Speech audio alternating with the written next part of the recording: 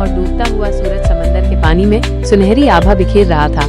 जहाज की ऊपरी छत पर एमा अकेली खड़ी थी, अपने लहराते हुए लाल बालों को हल्के नीले रिबन से संभालने की कोशिश कर रही थी। उसकी नीली पोशाक हवा में धीरे से हिल रही थी और उसकी हरी आंखें दूर क्षितिज पर टिकी थी। वो उस शांत सुंदरता में खोई हुई थी जो उसे हमेशा इस जगह पर खींच लाती थी। तभी एक आवाज ने उसकी तंद्रा भंग की। तुम रोज यहीं खड़ी मिलती हो, समंदर से कोई रिश्ता है क्या?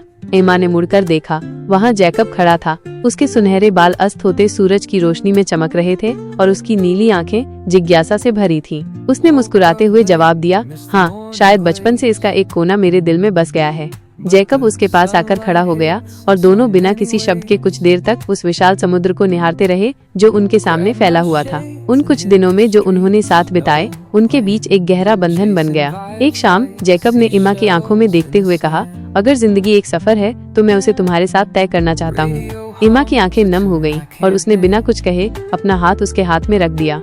लेकिन भाग्य के पास उनके लिए कुछ और ही योजना थी।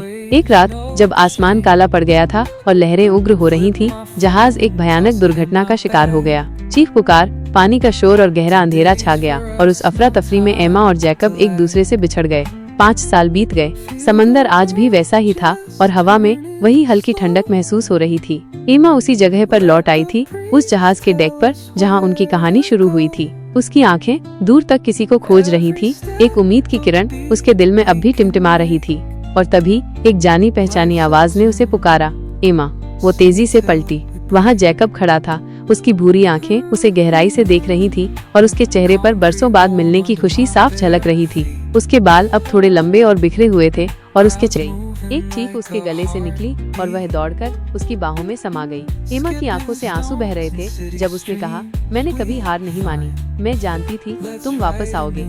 जैकब ने उसे कसकर पकड़ लिया और मुस्कुराते हुए बोला, मैंने वादा किया था ना, और वादा कभी टूटता नहीं। उस पल उनके बीच न कोई समंदर था, न